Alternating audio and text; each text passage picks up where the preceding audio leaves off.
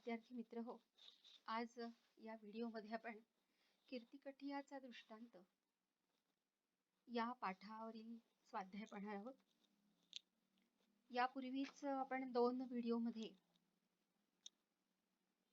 त्याची कथा, दृष्टांत कथा काय आहे, महानुभाव पंथ, माईम भट, त्याचे लेखक चक्रधर स्वामींनी सांगितलेला दृष्टांत, ही सगळी माहिती आपण अभ्यासलेली आहे.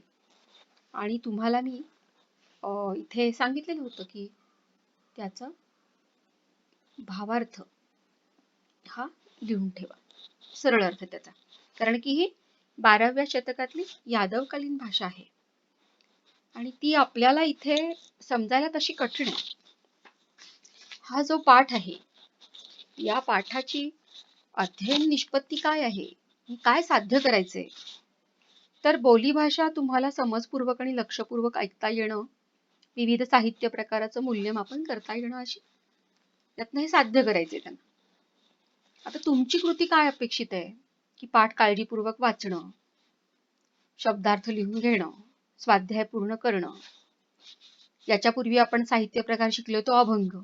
अभंग हा काय आहे, दृष्टांत कथा ही साहित्य प्रकार या पाठाचा. तर दृष्टांत आणि अभंग यातला फरक जाणून घेणं.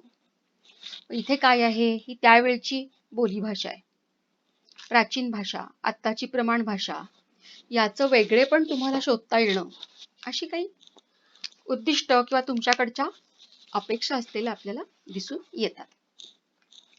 आपण या पाठाचं स्पष्टीकरण सगळं पाहिलेलं आहे की इथे खूप छान अशा कथेतनं त्यांनी कोणताही जीव हा विकारापासून वेगळा असत नाही हे पटवून दिलेलं आहे. त्याच्यासाठी त्यांनी त्या पुजाऱ्याची कथा सांगितलेली आहे की संसारामध्ये कोणताही जीव विकारा वेगळा होत नाही, यासाठी कीर्तिकठियाचा दृष्टांत स्वामींनी निरूपण केला. चक्रधर स्वामी वेगवेगळ्या प्रसंगी आपल्या प्रवचनात एखादा तत्वज्ञानपर विषय समजावताना उदाहरण देत, कथा सांगत. आपल्याला माहिती आहे त्याला आपण दृष्टांत असं म्हणतो. पुन्हा एकदा आपण ती थोडक्यात कथा बघूया की सर्वज्ञ सांगतात, कोणत्या तरी एका गावात एक पुजारी राहायचा. तो त्या गावातील एका देवतेच्या पूजास्थानाची सेवा करायचा, झाडलोट करणं, सडा, रांगोळी, सारवणं, स्वच्छता ठेवणं, अशी कामं करायचा. त्या किती स्वच्छता पाहून गावचे लोक त्याची स्तुती करू लागले, त्याची प्रशंसा करू लागले. लोक म्हणत, पुजारी बाबा चांगले करत आहात, सगळं सुंदर करत आहात, स्वच्छ करत आहात. आणि मग त्या प्रशंसेच्या स्तुतीची त्याला चटक लागली. विकार म्हणजे काय, आपल्या साध्या भाषेत लालसा, हाव. आणि मग दिवसेंदिवस त्याची हाव वाढत चालली स्तुतीची, आणि तो अधिक स्वच्छ करू लागला. आणि मग त्यामुळे लोक तसे अजूनच स्तुती करू लागले. याचा परिणाम असा झाला की तो पुजारी देवतेची भक्ती करण्यापेक्षा स्वच्छतेला जास्त महत्व देऊ लागला. परिणामी तो देवतेची पूजा अर्चा उपासना करीनासा झाला. त्यामुळं काय झालं, देवतेनी त्याला भक्तीनंतर मिळणारं फळ दिलंच नाही. मग त्याला काय मिळालं, लोकांची स्तुती हेच फळ मिळालं. याच्यावरून सिद्धांत बोध असा आहे की लोक आपल्या प्रसिद्धीसाठी काम करताना दिसतात, कामाचं प्रदर्शन करतात, आणि मग त्यांचं ध्येय साध्य होत नाही. त्यांना फक्त कीर्ती हेच फळ मिळतं. इथे कोणताही जीव विकारापासून वेगळा राहत नाही. आपल्याला पुढे याचं उत्तर लिहायचं या ह्याच्यावरती, काय त्यातनं तुम्हाला उपदेश सांगितलेला आहे वगैरे, असं चक्रधर स्वामींनी या दृष्टांत कथेत सांगितलेलं आहे की कोणत्याही कार्याचा आणि व्रतस्थपणाचा अहंकार बाळगणं हा सुद्धा विकार आहे, हे या लीळेतनं पटवून दिलेलं आहे. स्वाध्यायाकडे वळूया. तुम्ही लिहिलं असेल तर चेक करा, नसेल तर समजावून घ्या, आणि उत्तरं लिहिणं हे आवश्यकच आहे हे लक्षात घ्या. कारण तुम्हाला असं हा आपल्या प्रमाण भाषेतलं नाहीये हे. त्यामुळे तुम्ही हे हाताखालून मी तुम्हाला आधी पण सांगितलं होतं, धडा लिहा, त्याचा अर्थ लिहा, शब्दार्थ लिहा, त्याच्या आधारे अर्थ लिहा, सरळ अर्थ, आणि स्वाध्याय लिहा. बघूया आपण. प्रश्न पहिला आहे स्वाध्यायातला, कोणास उद्देशून म्हटले आहे ते लिहा. सोपं आहे ते, काही अवघड नाहीये, त्यातलं तुम्हालाही कळण्यासारखं आहे. वानरेया नागदेवाचार्याला. सर्वज्ञ तोही आपण लिहून घेतलेला आहे, श्री चक्रधर स्वामी. गोसावी कोणाला म्हटलेलं आहे? चक्रधर स्वामींना. प्रश्न दुसरा, कृती पूर्ण करा. या कृती तुम्हाला आकलन झालंय का हे बघण्यासाठी असतात. कठियाची जाणवलेली स्वभाव वैशिष्ट्य. कठियाचं पहिलं वैशिष्ट्य आपल्याला लिहिता येईल की तो दिवसेंदिवस हात चढवी, निष्ठापूर्वक काम करण्याची वृत्ती हे त्याचं स्वभाव वैशिष्ट्य चांगलं. निष्ठापूर्वक काम करण्याची वृत्ती.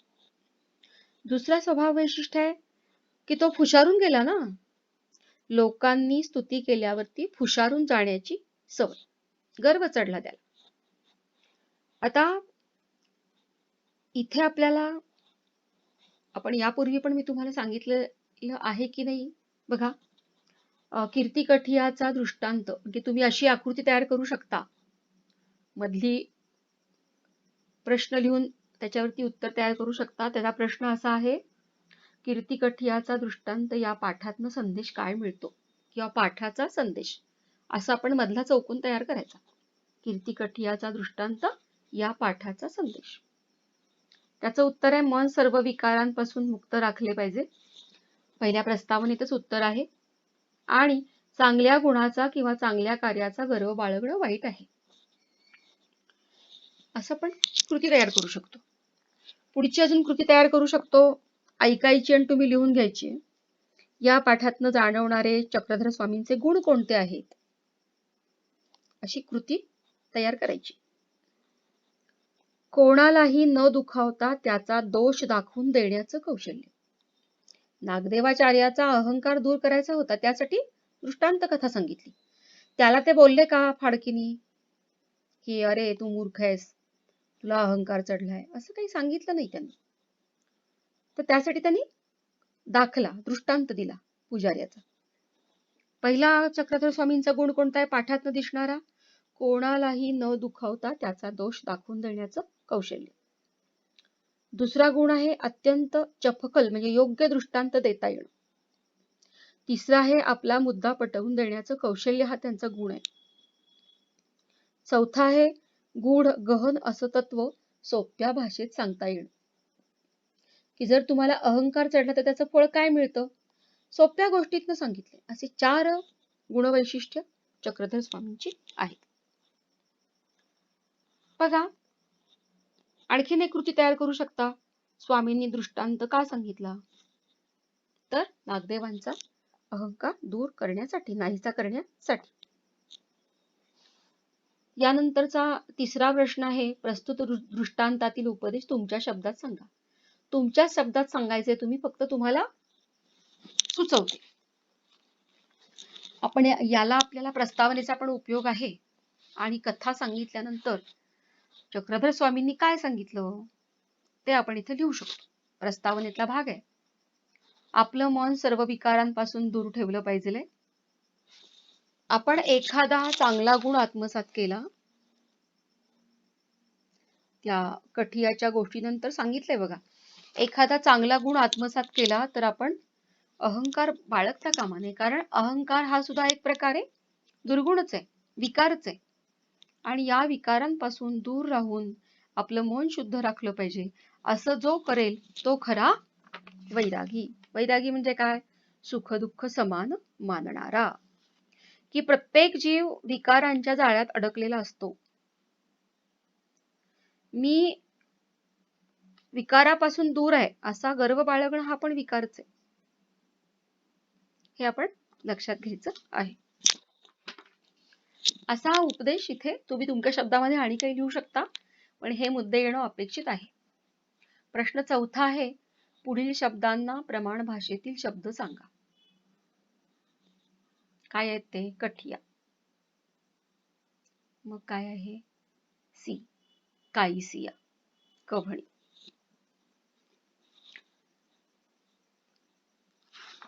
कठिया, पुजारी. आपण शब्दार्थ लिहून घेतलेले आहेत. सी, थंडी. काईसिया, कसली. कव्हणी कोणी. आता पाठाच्या आधारे जर तुम्ही पाहायला गेलात तर तुम्ही इथे काही हे घेऊ शकता का, असे शब्द काढू शकता का, जरा बघा बरं.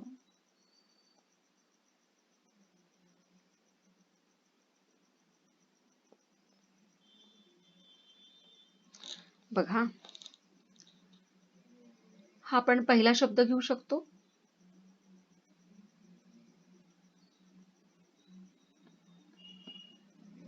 हा काय आहे? उदयाचे.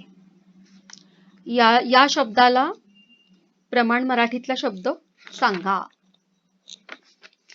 उदयाचे, सकाळी.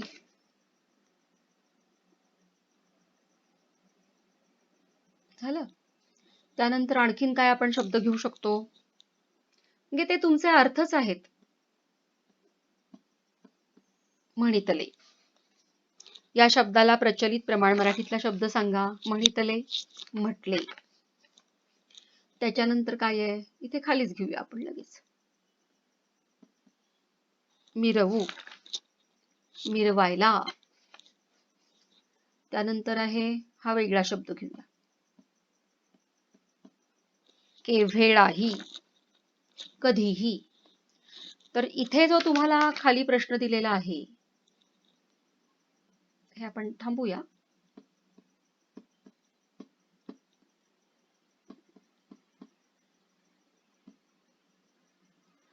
इथे खाली आपण बघितलं की कठिया, सी, काईसिया, कव्हणी पुढील शब्दांना प्रमाण भाषेतील शब्द सांगा.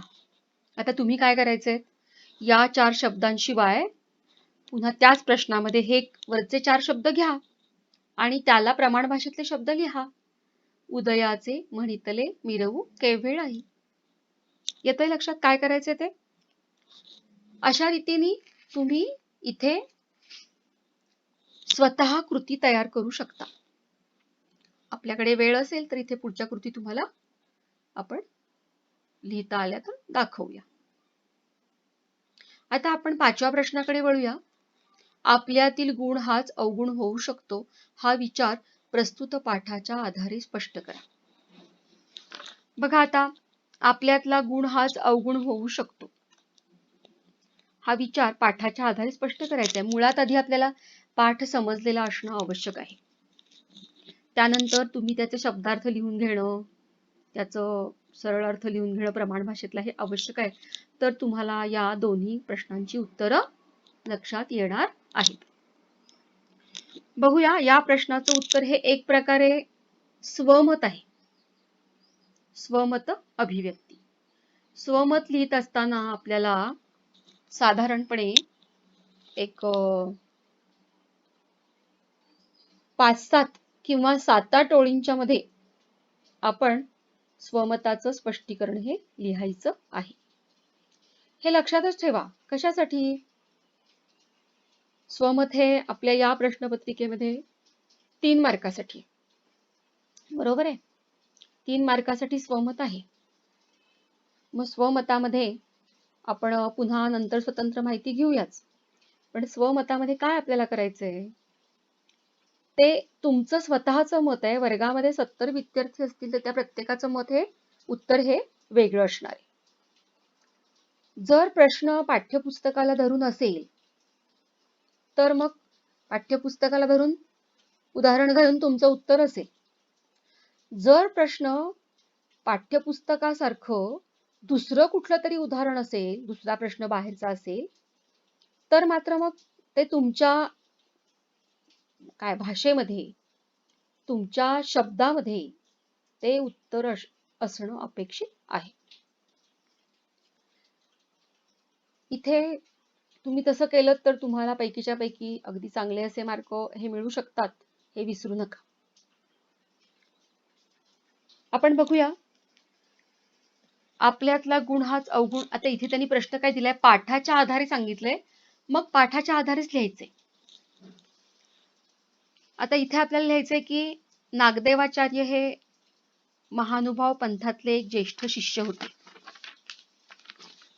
हा जो पाठ आहे कीर्तिकठियाचा दृष्टांत. चक्रधर स्वामींच्या आठवणींचं एकत्रीकरण केले. लीळाचरित्र या ग्रंथामध्ये स्वामींच्या सगळ्या आठवणी एकत्र केलेल्या आहेत आणि त्यातली ही लीळा कीर्तिकठियाचा दृष्टांत. हे आपण साधारण प्रस्तावना करायची आहे आणि मग म्हणायचंय की नागदेवाचार्य हे महानुभाव पंथातले एक ज्येष्ठ शिष्य होते. त्यांची पंथांच्या विचारावरती खूप निष्ठा होती. अगदी निष्ठेनी एकनिष्ठेनी ते पंथाचं काम करीत असत.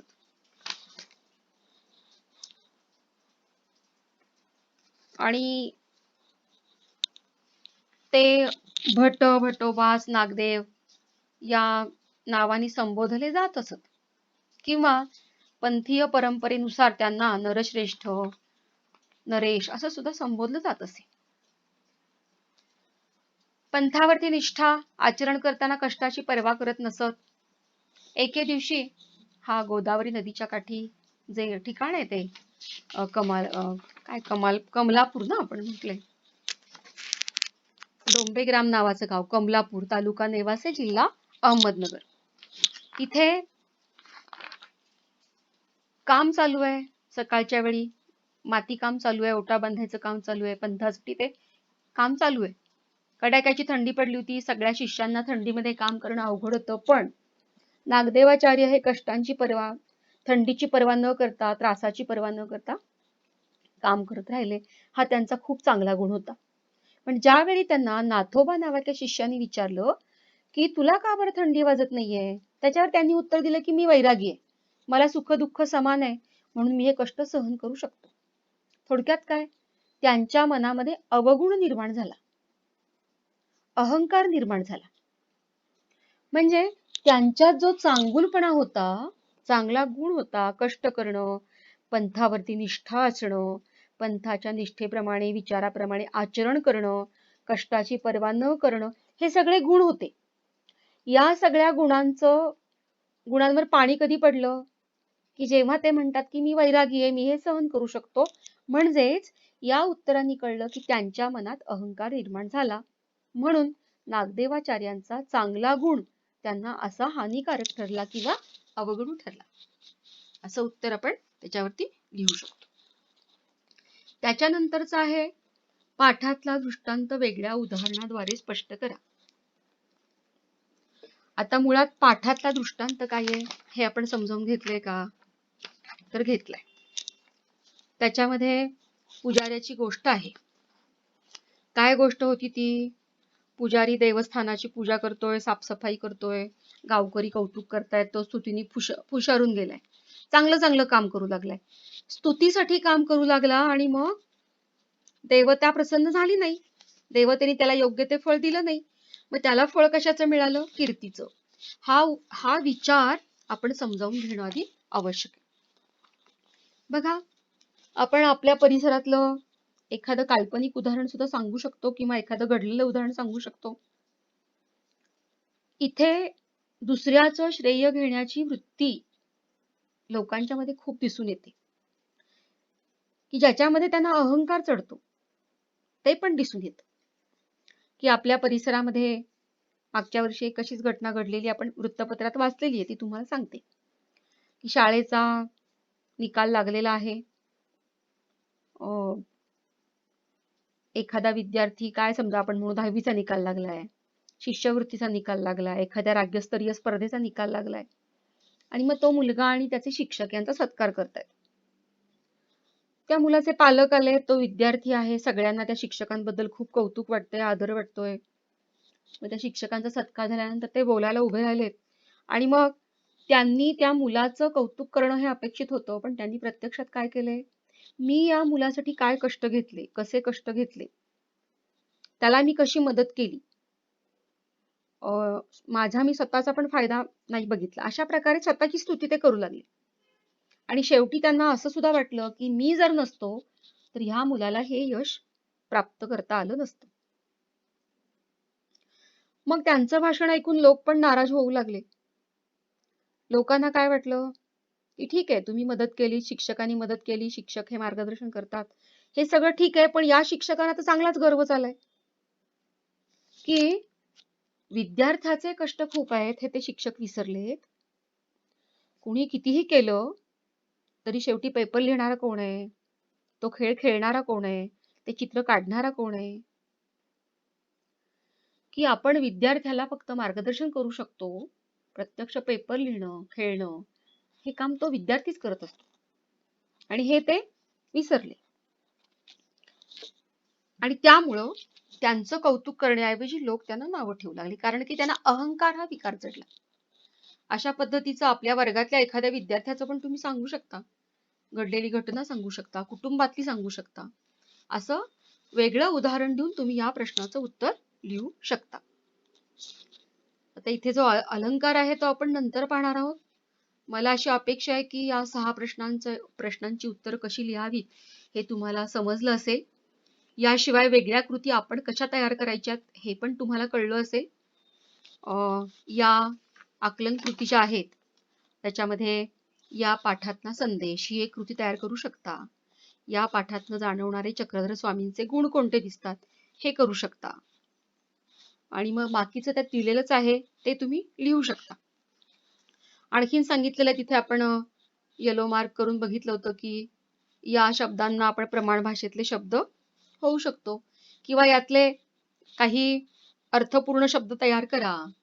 उदाहरणार्थ आहे आपल्याला कोणता घेऊया आपण, विकारा वेगळा. याच्यापासून 4 शब्द तयार करून सांगा. पहिला होतो वेगळा, बरोबर आहे. दुसरा होतो वेग, तिसरा होतो वेळा, चौथा होतो विकार, नाही काना काढता येणार नाहीये, वेळा होऊ शकतो, काळा होऊ शकतो. अशा प्रकारे तुम्ही वेगवेगळे शब्द तयार करून लिहू शकता. अजून यातलं काही घेऊ शकता आणि त्याचे तुम्ही तसं प्रयोग करू शकता. स्वाध्याय पूर्ण करा. इथलं तुम्हाला हे समजलंच असेल किंवा आता